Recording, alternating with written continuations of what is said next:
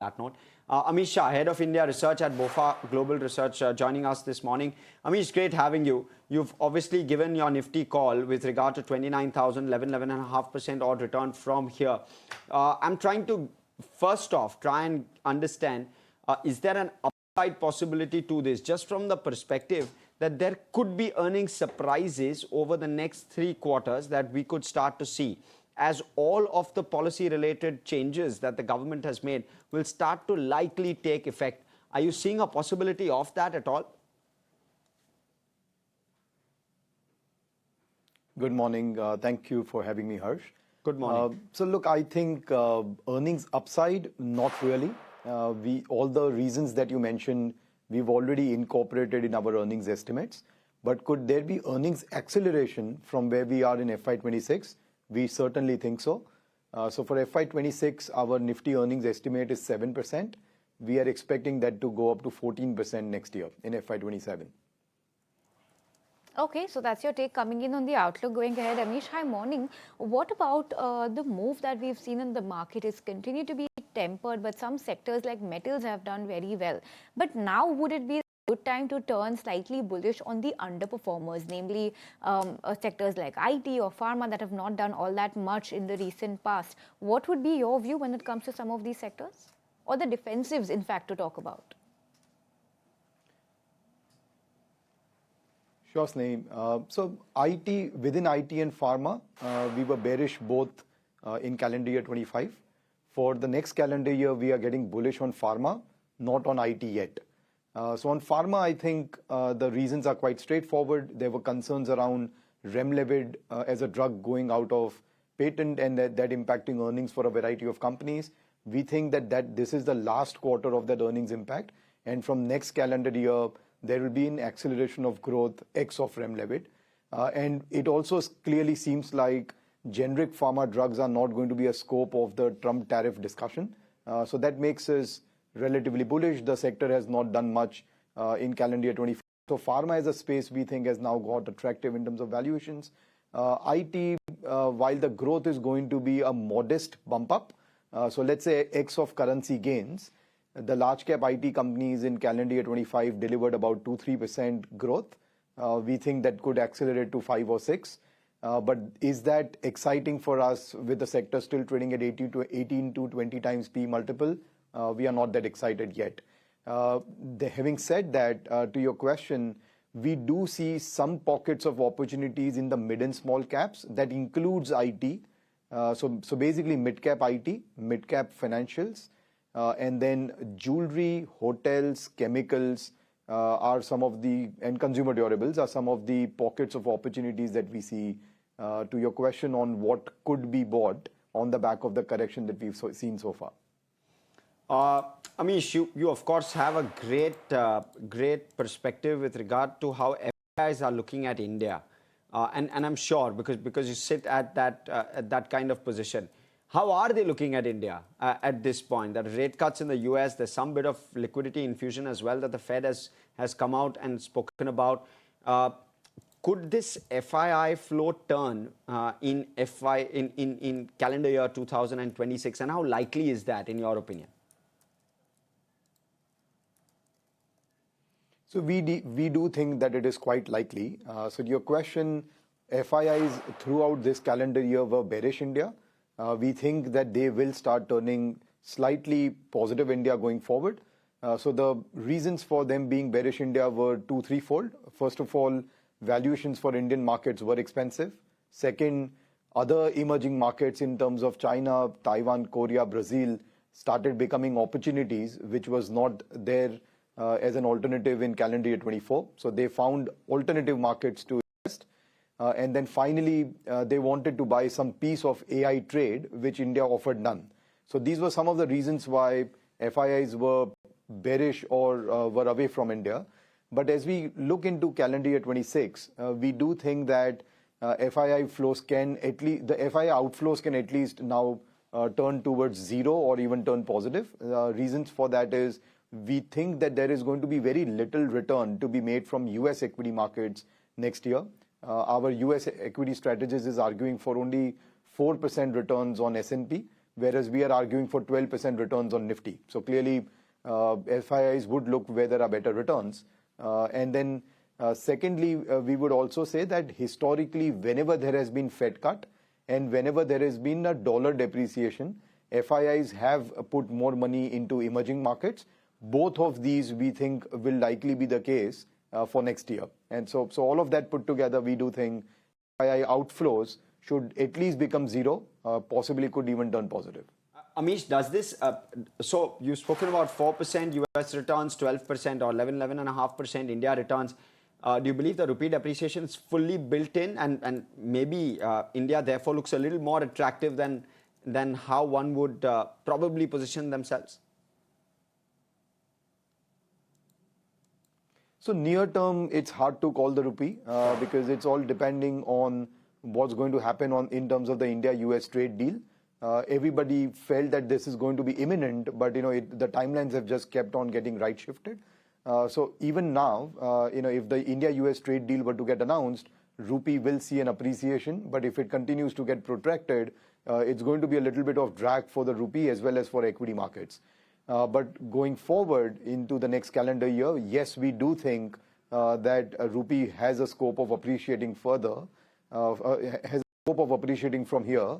And as a result, the 11.5% returns in rupee terms that we spoke about could actually get an addition in terms of the rupee gains if you are an FII investor.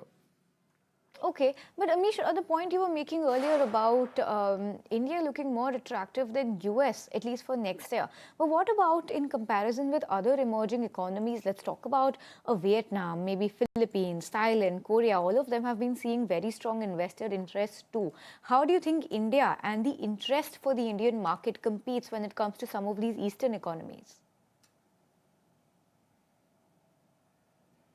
So Snehi, as I was mentioning that for calendar year 25, India was out of the radar for foreign investors.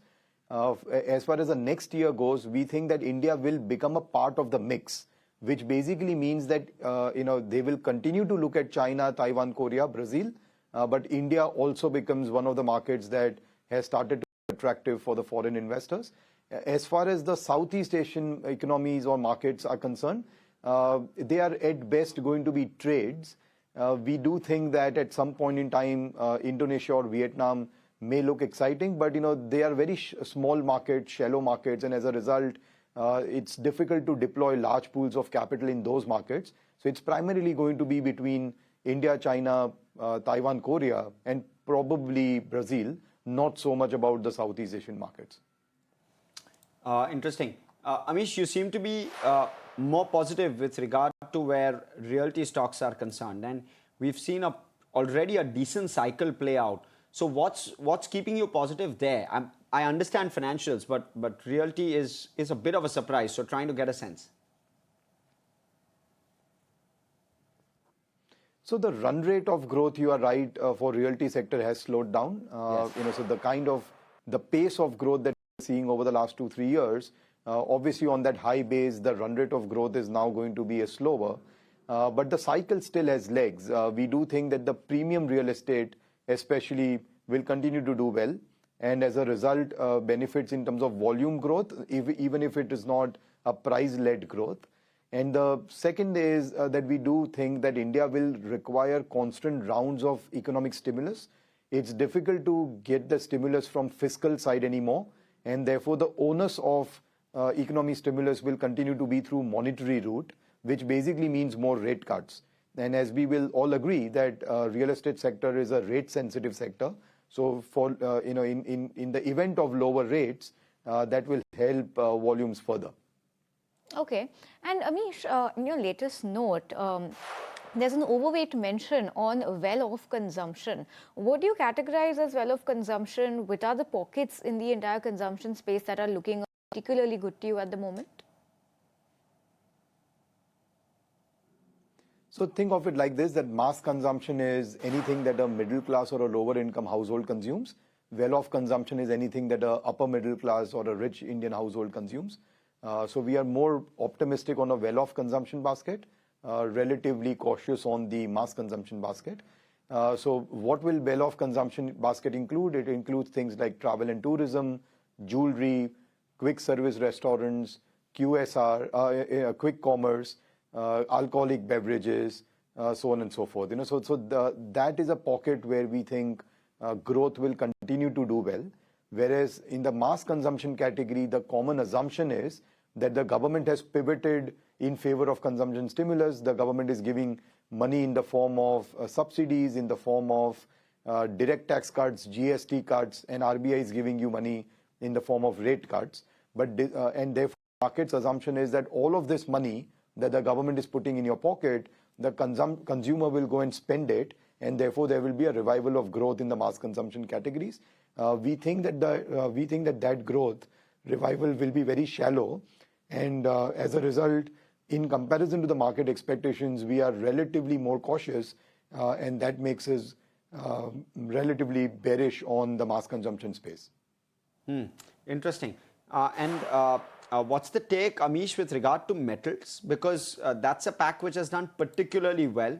Where to next? And can this kind of earnings revival of sorts continue? Because balance sheets have obviously gotten deleveraged to a large extent, and therefore the next cycle could play out slightly differently. So trying to get your sense. So we do think that the non-ferrous will do much better in comparison to the ferrous. In the case of ferrous, despite the China involution, we do think that there is a large overcapacity in China, and the demand relatively for steel. China used to be a huge demand contributor, and within China it used to be infrastructure and real estate build-outs, both of which, so infrastructure is already overbuilt in China, and real estate is a slower cycle in China for the last few years. And as a result, we think that the demand for steel is going to be weaker. There is a lot of capacity. Steel prices will continue to go down, which makes us bearish on steel.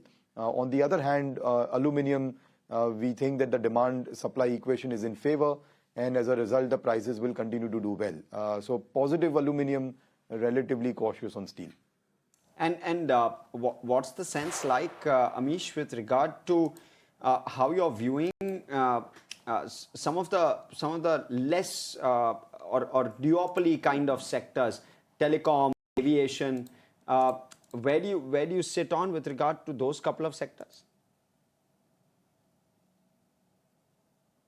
So telecom, we are bullish. Okay. We do think that the tariff hikes that didn't come through this year will most certainly be there in the next year. So that makes us, and telecom therefore will see on a small base a very meaningful upside in earnings growth. So we do think that telecom is a good sector, plus a defensive sector as well. So adds to that characteristic of the kind of companies that we like right now. The other sector that you mentioned was? Amish, aviation. Aviation we do like as well. So we do think that the near-term disruptions that the sector has seen, especially around the flight cancellations, etc. We do think that over a period of time that will normalize. Valuations for the sector has come off. This structural growth story, as people continue to pay for experiences and travel and tourism as a theme overall, not just aviations but hotels and travel booking portals, as an overall structural theme, we think will continue to play out for India, and that makes us bullish on that entire space. And Amish, when does the call with regard to IT turn? You've been underweight. You continue to remain so. What will give you the comfort that the sector is at the cusp of a turnaround? And how best can an investor time that? Because we've seen a bit of a rally, but you still continue to be underweight. So trying to get to how you're looking at this. So the near-term rally that we saw recently was on the back of the rupee depreciation. So that's not too much of the fundamentals of the sector improving, but the rupee depreciation led gains helping the stocks. Now that, as we were discussing, that if the rupee starts to appreciate, that trade may actually reverse. So we are not so much we are not playing the near-term rupee related trade within IT as such. But when we look at the dynamics of the sector in itself, we think that the large cap IT sector, unless the growth does not go up to high single digits, at these valuations, it does not look that attractive as a sector. We don't think that high single-digit kind of growth is something that we would expect for the next calendar. So perhaps over time, as US economic growth becomes more stable, discretionary IT spends comes back, maybe the growth goes towards that 8-9% levels, and at that point in time, we would look to be more optimistic in the sector. Meaning, obviously, contrary to that, in case if the valuations were to continue to come off, the sector is already time corrected meaningfully in this calendar year. If it continues to go down in terms of valuations next year as well, then perhaps that is the reason where we could turn positive, but not as of now. Okay, appreciate that view and appreciate your time today, Amish. Thank you so much for joining us this morning.